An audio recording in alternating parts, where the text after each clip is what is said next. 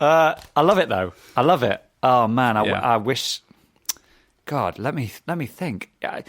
I mean, in my opinion, I think there's a middle ground for sure. Like you're saying, like everybody can wear appropriate amounts of clothing and behave in an appropriate way. Be nice to each other.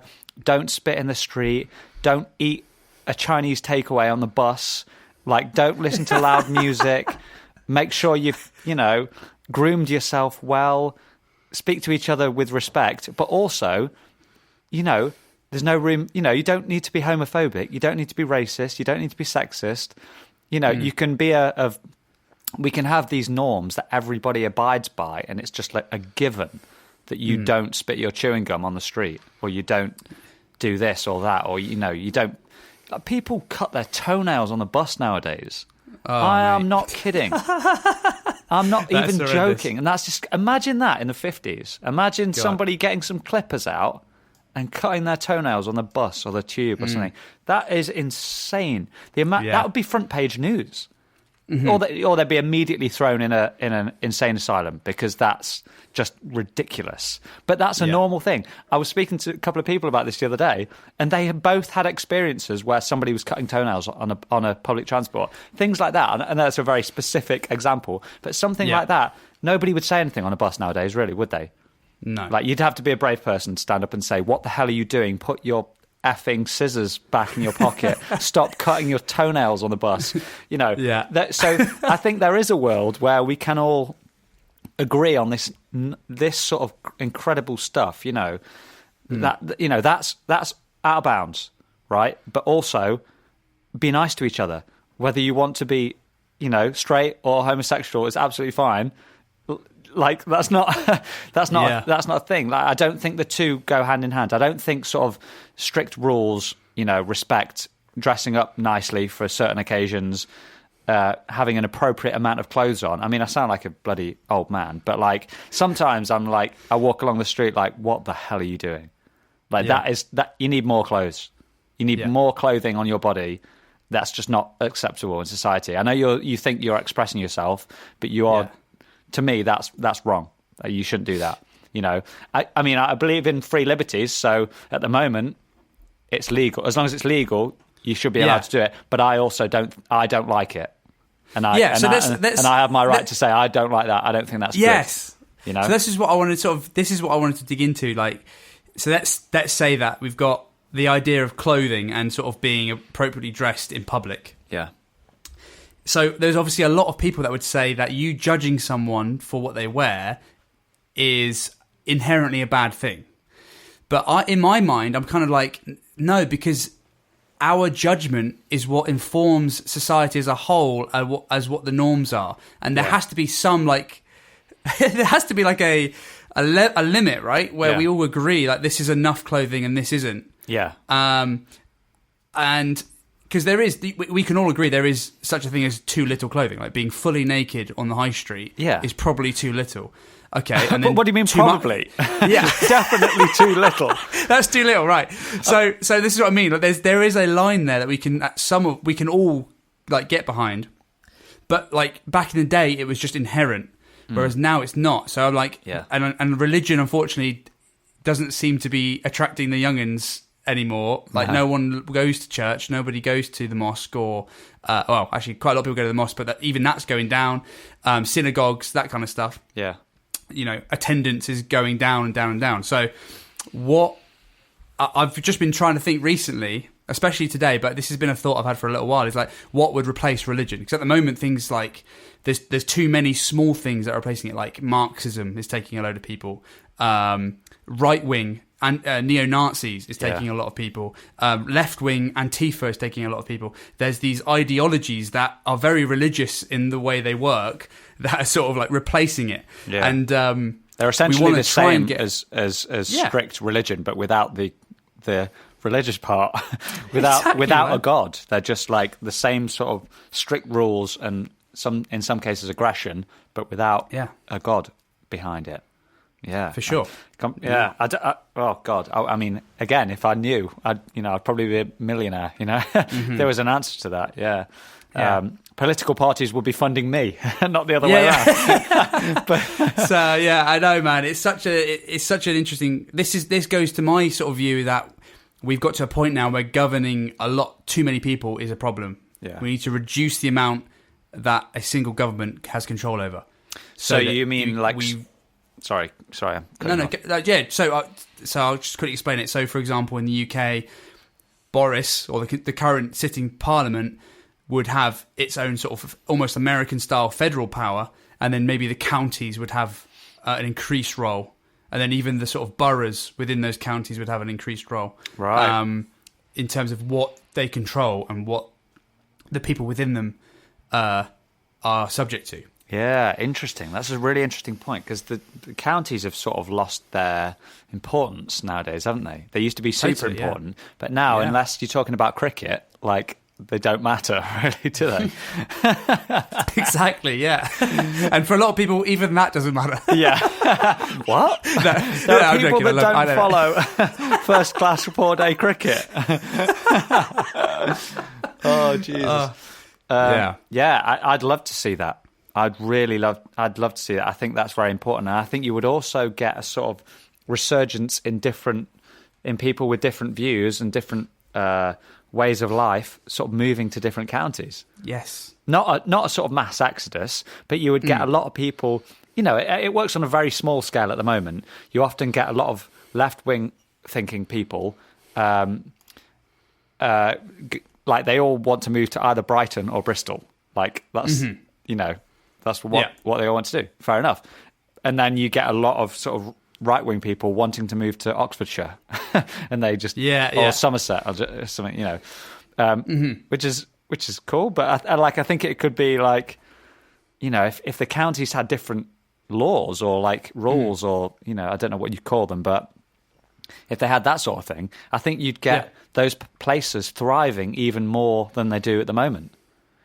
Yeah, for sure. I mean, you see it in America. And America, the problem with America is each state is so massive. Like, they would need to, like, the states themselves are the size of our country. So they'd have to, for this plan, and it's not my plan, smarter people than me have come up with this, but I sort of kind of agree with it. They would have to downsize even further than what they are already. But, like, for example, people in California are, like, right now, talk about max exoduses. They're leaving California or LA and San Francisco especially, and they're moving to places like Texas because, like, corporate tax rates are like nothing compared to it. There are very tangible differences between these states, and people have sort of they realise that California's not doing as good as you'd imagine it. The amount of money California makes and the amount of homeless people they've got, for example, just doesn't make any sense. If you sort of especially the cities like LA and stuff. So anyway, so that's that's one argument to be said about that. Like, we've come to a point now where we don't have all these shared goals and shared ideas. So therefore, we need to sort of reduce the amount government has say over a certain amount of people, and then that should, in theory, allow people to move where they feel the government is doing a good job and prosper, I guess, or not. Yeah, big time. I mean, it's just we're just making a case for sort of smaller government, aren't we? And like more localized government, which you can agree with or not. Yeah. Absolutely fine. But it's almost like that's the opposite of the EU as well, right? Because the EU is kind of thinking that one size fits all for the whole of Europe. Parts of Europe are at the top of mountains, parts of it are by the sea, parts of it are an island, parts of it aren't. Parts of it are scorching hot, parts of it aren't. And it's sort of that, is the same rule for the southern tip of Italy, exactly the same for the very top of an Austrian mountain? Do they work the same? In my opinion, no, they don't. But no, they don't. Lots of people think they do. Exactly, and especially with Europe, because like it sort of kind of works in America because there isn't as much shared sort of history, whereas Europe's got this extremely well shared and very long-winded history. We've been around and on record for thousands of years, going back to the Romans here, and then later the Holy Roman Empire with Germany. I just finished a book about Germany, so this is actually one of the reasons why I brought this up. So, for example, here's a really good example, relatively recent. So, after World War II, and we had the Berlin Wall, and you sort of had the Russians having half of Germany, and then you had like the western side of Germany with like England and France, or Britain, France, and America having their little part. Yeah. When that wall fell, it was just assumed that the rest of Germany should just come back together. And there was no vote on it. It was very strange. Like, there were two separate countries, East and West Germany, for a number of years. Yeah. And when that wall fell, they just assumed, oh yeah, cool, we're just going to reunify Germany again.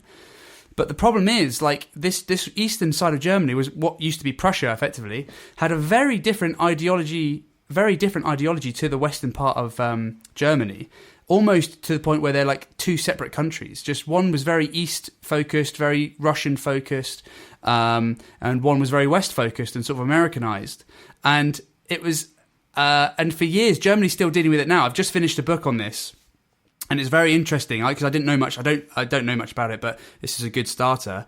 And it was just talking about how this eastern part of Germany, the east of the Elbe, the river, is completely different, and the way they view the country and how it should be run is just totally different. But what would have happened if they hadn't reunified and just made Prussia again, or a different country, you know? Yeah. And then they could govern themselves the way they wanted to be governed, you know? Yeah, yeah. And then the West Germany could be governed the way they wanted to be governed, and then there would be far less friction because they're doing their own thing and they feel like they're represented. Yeah.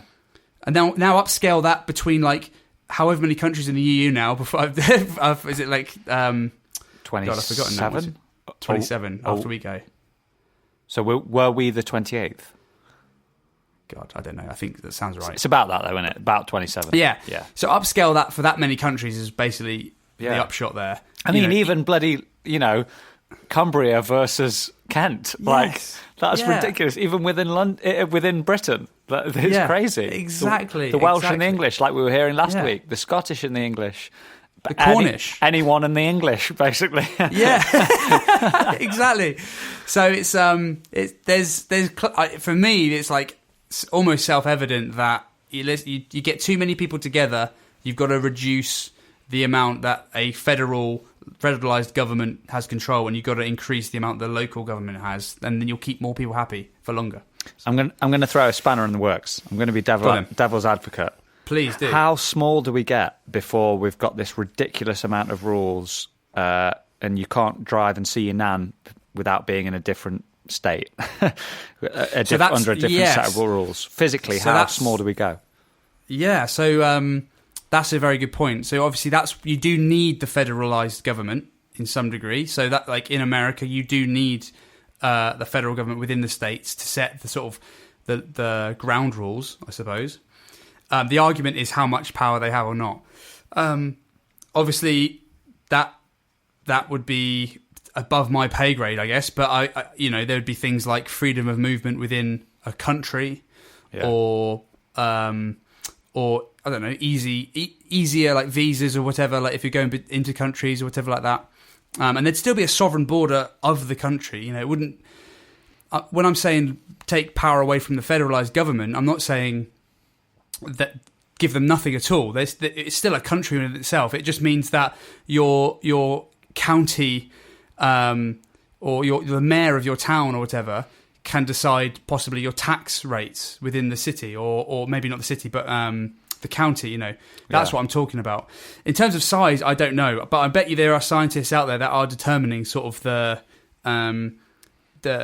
sort of feeling of being listened to and feeling of being involved within a democracy and the size of the country. Yeah. I can imagine people in Sweden or Iceland feel a lot more represented within their countries, or Switzerland. That's a good one. They feel a lot more represented and like listened to by their government than a lot of people in the UK or a lot of people in Germany. Yeah. Just because there's just so few people there in comparison. Yeah. And they've got a lot of power, especially with Switzerland not technically being in the EU, Yeah. So, yeah, there is a number. I just don't know it. Yeah, interesting. Great. I like it. Right, deep on the last one of the season. I love it. Man. Yeah, that's good. Well, it's thirsty work, man. How about we take things up a notch?